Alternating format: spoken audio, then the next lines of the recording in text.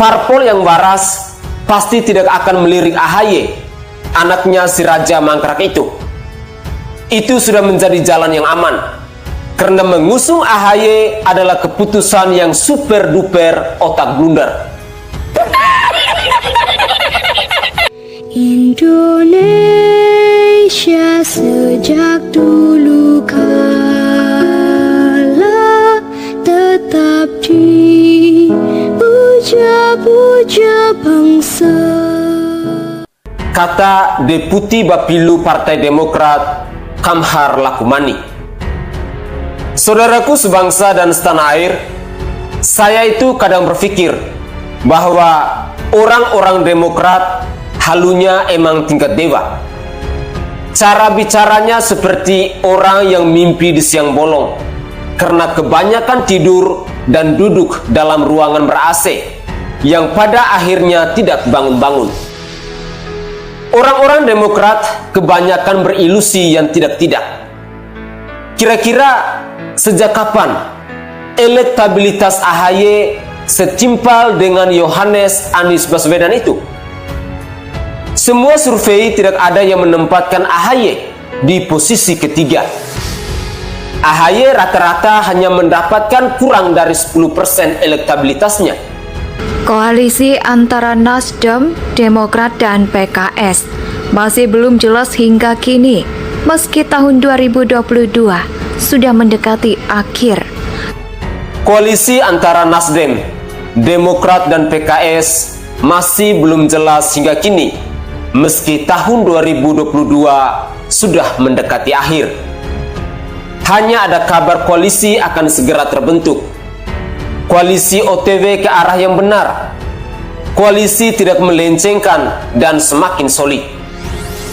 Demokrat kembali menegaskan bahwa tetap pada pendiriannya dan menilai penunjukan AHY sebagai cawapres karena dia memiliki elektabilitas yang setimpal bagi Yohanes Anies Baswedan ini. Kita ingin menang. Mas Ketum AHY adalah salah satu figur potensial yang punya modal elektabilitas yang memadai. Hanya ada kabar koalisi akan segera terbentuk. Koalisi OTW ke arah yang benar. Koalisi tidak melencengkan dan semakin solid. Demokrat kembali menegaskan bahwa tetap pada pendiriannya dan menilai penunjukan AHY sebagai cawapres. Nasdem sedari awal pun sudah kurang srek dengan AHY. AHY malah akan bikin suara Nasdem dan Yohanes makin mungsep. Menurut pandangan saya, Demokrat terlalu halu untuk meyakini bahwa AHY adalah sosok yang potensial. Memang benar sih potensial, tapi potensial menuju kekalahan dan kegureman. Apalagi saat ini Nasdem tidak dapat keuntungan apapun dari Bapak Yohanes Anies Baswedan ini. Ditambah lagi AHY, Nasdem dapat apa coba? Apakah akan dapat capeknya doang karena seakan kerja bakti tanpa dibayar? Atau akan lebih parahnya lagi, tidak dapat makan gorengan dan kopi gratis sekalipun? Menurut saya, parpol yang waras pasti tidak akan melirik AHY, anaknya si Raja Mangkrak itu. Itu sudah menjadi jalan yang aman, karena mengusung AHY adalah keputusan yang super duper otak blunder. Sekedar info untuk para pemirsa sekalian bahwa SMRC baru-baru ini merilis hasil survei di mana Nasdem tidak menunjukkan perbaikan. Sialnya lagi, elektabilitas Nasdem malah disalib oleh Perindo. Nasdem tetap berada di bawah ambang batas parlemen. Bapak Yohanes Anies Baswedan ini ternyata sama sekali tidak membantu Nasdem untuk keluar dari kutukan ambang batas parlemen itu. Artinya bahwa Nasdem besar kemungkinan akan ganti strategi, yaitu mencari pasangan Yohanes Anies Baswedan yang sekiranya bisa meningkatkan elektabilitasnya sekaligus Partai Nasdem itu sendiri. Kalau cawapresnya tidak punya nilai jual politik, itu berarti Nasdem dalam bahaya. Dengan logika seperti itu, apakah Partai Nasdem mau dan setuju dengan duet antara Om Yohanes dan AHY ini? Kadangkala bapaknya diseret-seret dan dibandingkan dengan kinerja Presiden Insinyur Haji Joko Widodo.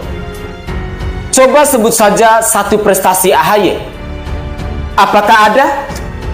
Sama sekali tidak ada. Bahkan meski diberi waktu 3 jam pun tetap saja tidak akan ada jawabannya. Ini sama sulitnya dengan menjawab soal fisika level Olimpiade internasional bagi seorang anak SD. Tapi kalau gagal, bukan cuma satu, tapi ada banyak kegagalan. Gagal jadi gubernur DKI Jakarta pada Pilkada 2017 yang lalu. Posisi sebagai Ketua Umum Demokrat bisa dianggap karena pengaruh SBY. Karena dia memiliki elektabilitas yang setimpal bagi Yohanes Anies Baswedan ini. Kita ingin menang meski adalah salah satu figur potensial yang punya modal elektabilitas yang memadai, kata Deputi Bapilu Partai Demokrat. Kamhar Lakumani pun menilai status AHY sebagai Ketua Umum Demokrat dinilainya memiliki catatan yang baik. Apalagi AHY konsisten memposisikan diri sebagai oposisi pada 2 periode pemerintahan. Itu akan menjadi keunggulan kooperatif yang sangat dibutuhkan untuk saling mengisi dengan Mas Yohanes Anies Rashid Baswedan ini, yang akan menjadi keunggulan kompetitif. Keduanya adalah pemimpin perubahan. Ini menurut pandangan dari Kamhar Lakumani ya. Jujur, saya mau kentut rasanya mendengar lawakan dari Bapak Kamhar Lakumani ini. Apakah konsisten 2 tahun menjadi oposisi adalah sebuah kelebihan bagi Yohanes Anies Rashid Baswedan? Lawakan yang sangat menghibur bagi saya. Saking tidak ada prestasinya, apapun dijadikan sebagai prestasi.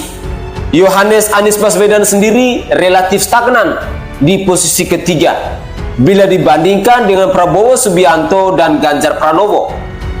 Terakhir, kalau boleh sasaran, kalau mau menang di Pilpres, Om Yohanes Anies Rashid Baswedan ini harus gandeng sosok yang bisa meningkatkan elektabilitas, bukan yang membebani elektabilitas.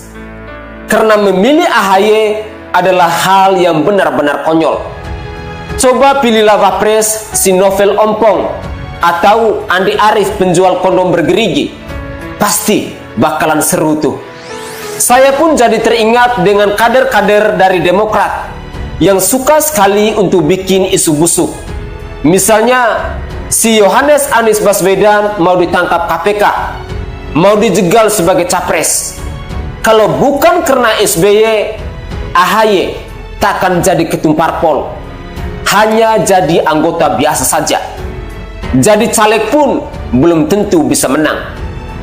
Jujur, kelompok sebelah ini memang sudah mendapatkan hak eksklusif untuk berbicara ngawur dan tidak nyambung. Apapun yang mereka katakan, meski sekonyol apapun, tetap dianggap waras oleh kelompoknya mereka. Tapi pada akhirnya, jika duet antara Yohanes dan AHY ini terwujud, maka ini akan bagus juga. Duet inilah duet bencana politik. Relatif lebih mudah untuk dikalahkan. Indonesia tanah air beta, pusaka